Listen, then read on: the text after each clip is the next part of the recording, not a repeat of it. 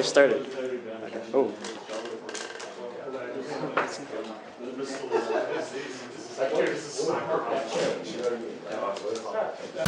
Me, like identified.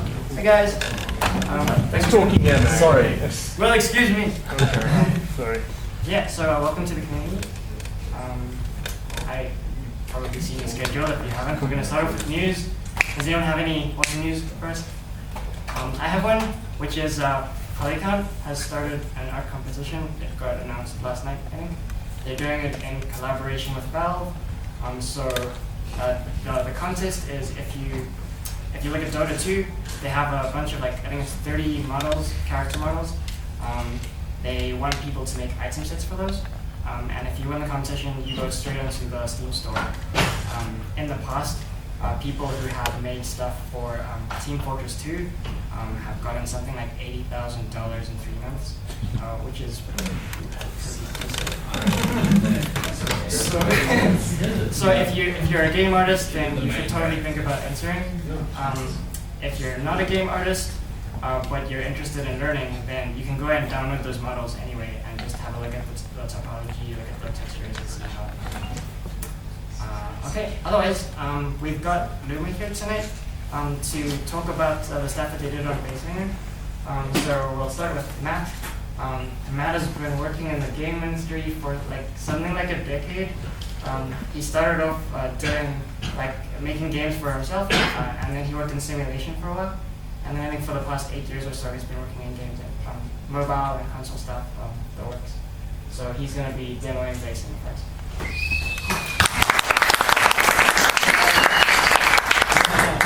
This up, just to correct John slightly there, I didn't start out making games myself, unlike most of you guys. Yeah, well, but not really actually. I was quite lucky. I ended up,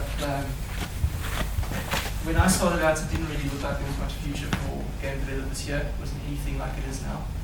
And I saw an article in the NAG about I Imagine at the time, and I sort of just took a wild swing and thought, what am I going to use? I applied, I got in.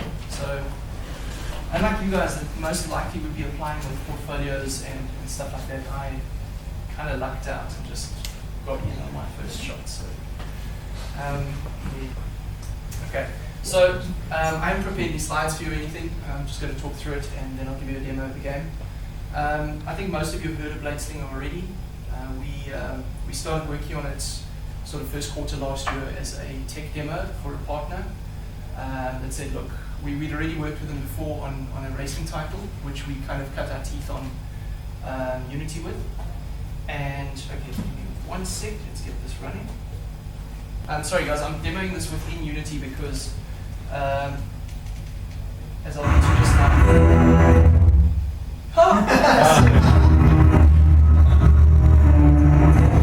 Oh, brilliant. We did write this, really. Nice. How's that for free? Bad DRM.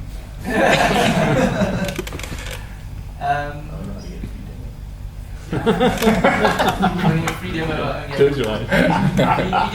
We've written this primarily for mobile platforms. And unfortunately, if any of you have worked in Unity in large projects, switching between platforms can take ages as it redoes all the compression and stuff like that. So we're currently pushing pretty hard for a deadline. We want to get our first sort of limited release out and to the App Store fairly soon. So, having to hold up my machine for a couple of hours while we re-import the PC build didn't make sense. So I'm going to be running it directly in Unity, but there will be devices floating around for you guys to actually check out and have a go. Anyway, while it does that, so the idea with Bladeslinger was we previously worked on our first Unity title, and our partner was so impressed they wanted us to do something new, and they said, look, we need something that's really going to showcase platform and tools and all that sort of stuff.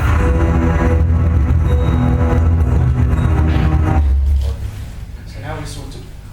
So we kind of had free reign in terms of what did we want to do with with our theme and all that sort of stuff. So Bladeslinger was kind of the brainchild of Sam, our MD over in the States. He's got a bit of a thing for Dark Tower, and he said, let's go for something Dark Tower. So this is very heavily influenced by Dark Tower fiction, and obviously has a lot of our own flavor in it.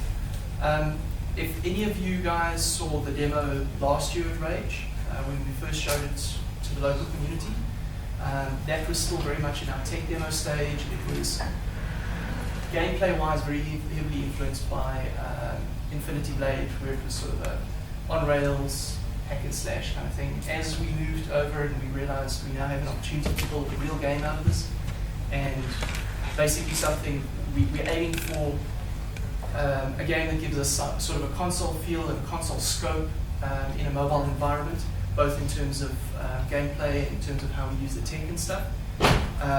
As we sort of aimed for that, it became pretty clear early on that on rails was not really going to do the job. So what we've moved towards now, as you'll see, is a much more sort of free roaming, slightly light on the RPG side action game. When you play it, you'll still see a bit of the typical sort of iOS slasher influence in there. But yeah, let's carry on and show you the game.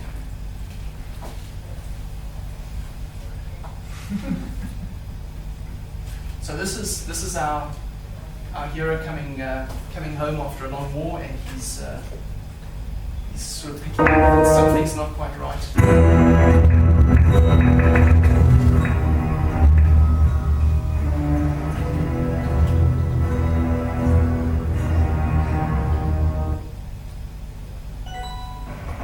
The Bladeslinger had returned home to Hammer's Peak, a reward for his courage in a war he'd hoped to have left behind.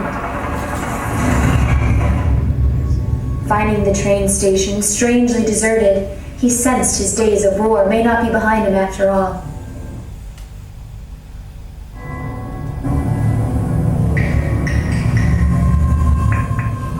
Okay. I did actually want the tutorials off here, but I'll run them through anyway. You guys get a run through of the art and all that anyway. This was quite a major challenge for us.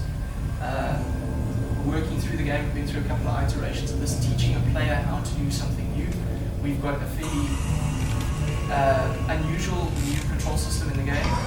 We really didn't want to do the whole virtual D-pad, whole traditional two fingers thing, so we've kind of gone for something on our own. You won't really see it obviously while I'm demoing it here, but you'll get a feel for it in the game itself. Oh wow. So visually, I mean, I'm sure you guys have some sort of familiarity with iPhone games, iPad games, that sort of thing. Wow. So I mean, we've got. I don't think you would have seen much of this quality of stuff on those platforms. We've gone all out to go console levels. We've got stunning shadowing here. We've got particles for just about anything. Normal mapping on our characters. We've got quite amazing sort of lighting. That's consistent.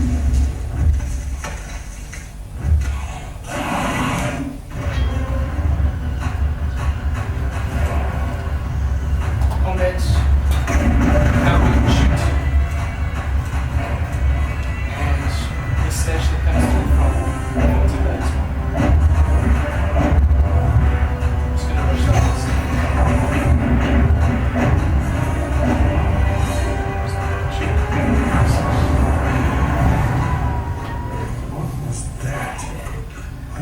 Town and find my brother Morgan. He'll have answers to all this. I hope he's okay.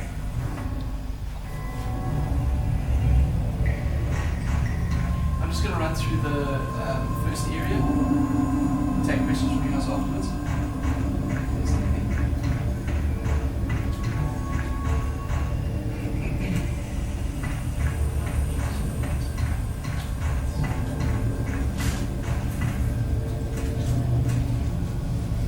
This one, yeah, we'll go to UI at some stage.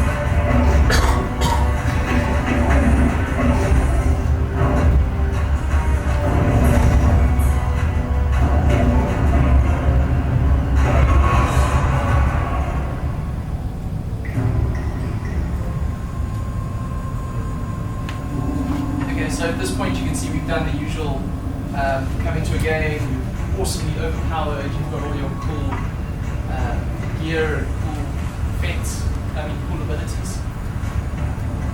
And stuff happens.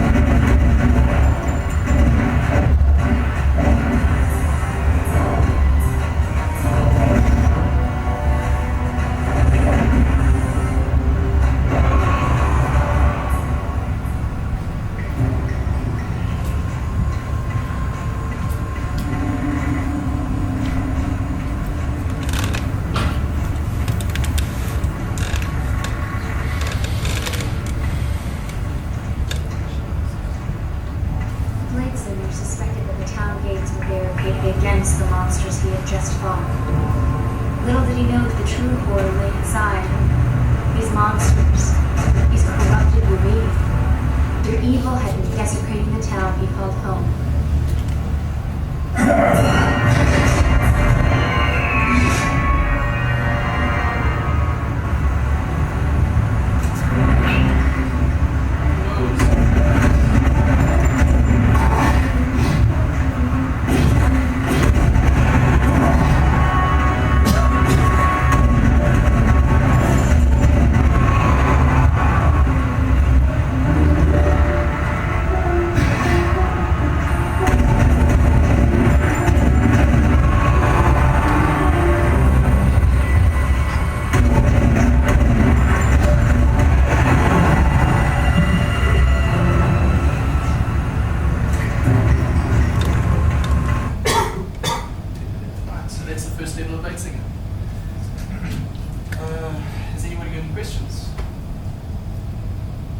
You said you guys managed to get dynamic shadows working. Is this only for the PC build? And you managed to get it working on the iOS and handheld builds as well? I was trying to think if it was me covering then they talk.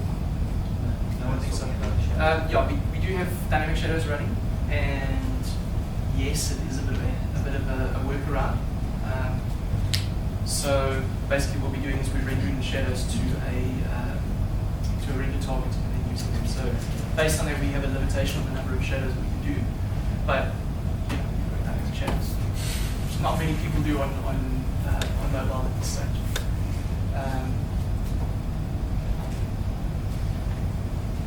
Do you guys have any like last minute updates and things to do with the iPhone 5? So widescreen support? Unity handled that quite well for us. We got a bit of a fright when iOS 6 rolled out, and it kind of broke the orientation stuff and that. But it actually the translation is actually fixed. I think they've already rolled it into their public release. At this stage, you should be able to just build with the latest code and stuff. They actually generally are pretty good. I mean, you know, as any devs work with any tools that they work with, you know, you're going to have your gripes against the tools and you're going to complain about certain things. But the reality is that for us to achieve what we've done, this, by the way, we can literally, this runs pretty much to the same level on current Android devices as well. And Unity's just announced that, you know, that they're doing their Windows 8 port as well, so we can quite simply transfer this over to Windows 8. So in general, Unity is pretty good about supporting, you know, newest devices and stuff like that. So, I mean, if you consider trying to do this a couple of years ago without Unity and having to support multiple hardware targets, it would have been pretty rough. Yeah. Thank you, sir. There's a few things I wanted to ask you. You were mentioning that you could probably get this running on Android, but I've heard, but I mean in terms of not just like technically speaking, but financially speaking, it's. Are you guys going to plan to release for Android, or is it going to be more of a headache than what it's worth? It runs. No. When I say it runs on Android, I mean it runs on Android. There's videos on YouTube of guys playing it, like Google I/O and stuff like that. Yeah, but I mean, in spite of the I mean, hundreds of. Like, yeah, look, okay, that's one area that, I mean, even Unity's not going to save you from that, unfortunately. Okay. The projector doesn't like it. Let me just turn it off. You're using a Mac at It's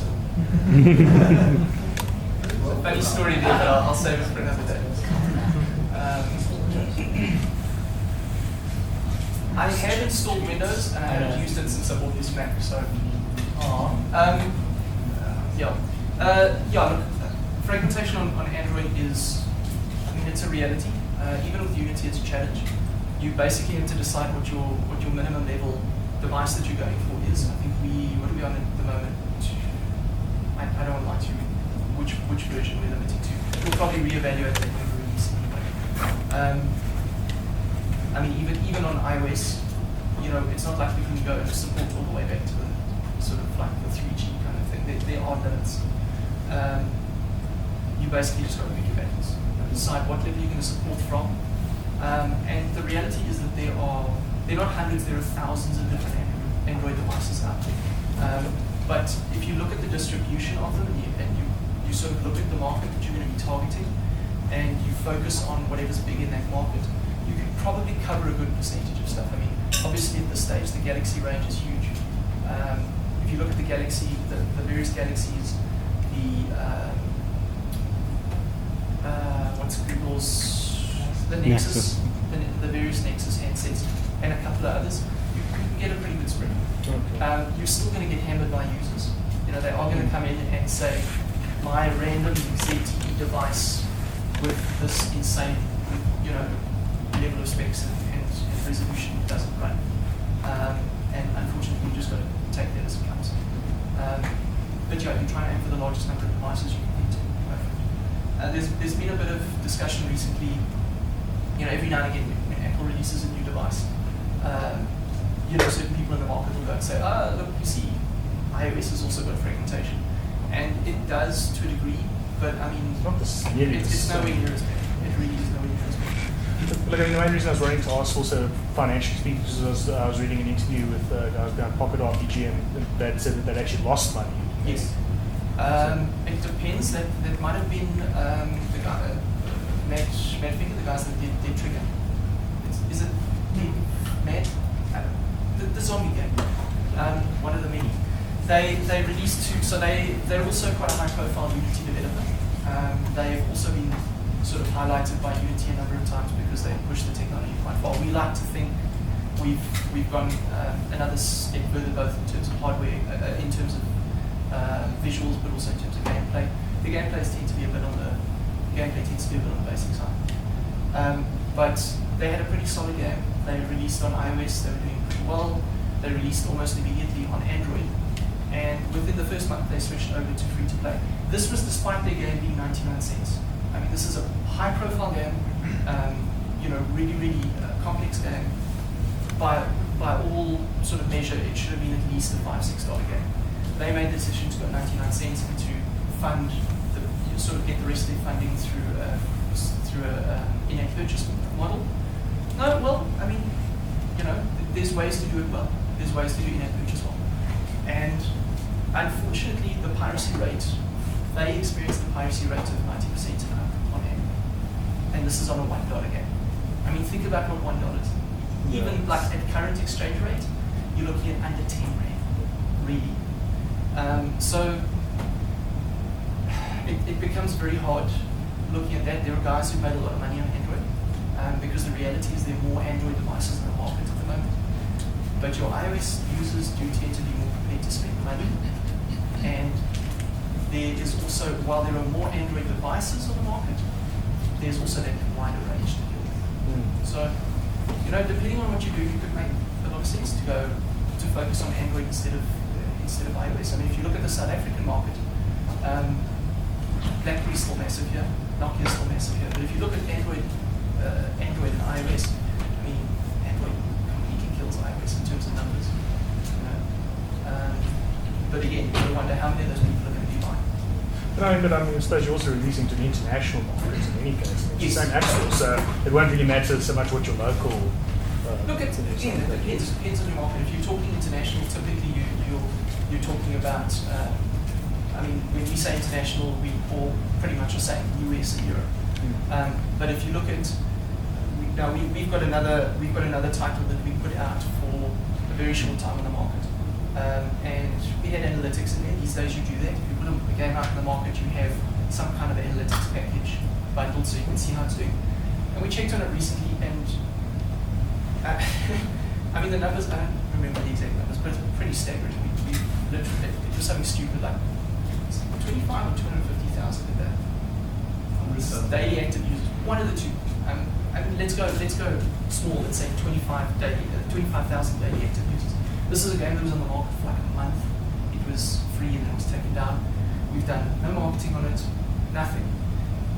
25,000 daily activations, I think it was, of new downloads. Where do you think that's coming from? Wild guess.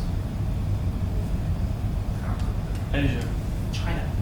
97.5% Chinese users, not Chinese localized. Never released to the Chinese market. And that's an Android type. So if you can get into that market, if you can focus on that market, you can find a way in there, there's money to be made. But if, like most of us, you're looking at English-speaking locations, then, US, yes. Personally, if I were to take my own money and try and develop something, I would probably go for just iOS. But if you've got the funding to cover both, with Unity, the risk is fairly low in terms of so I think it's worth covering. And hopefully Windows 8 soon as well. You don't have to say that, just tell me.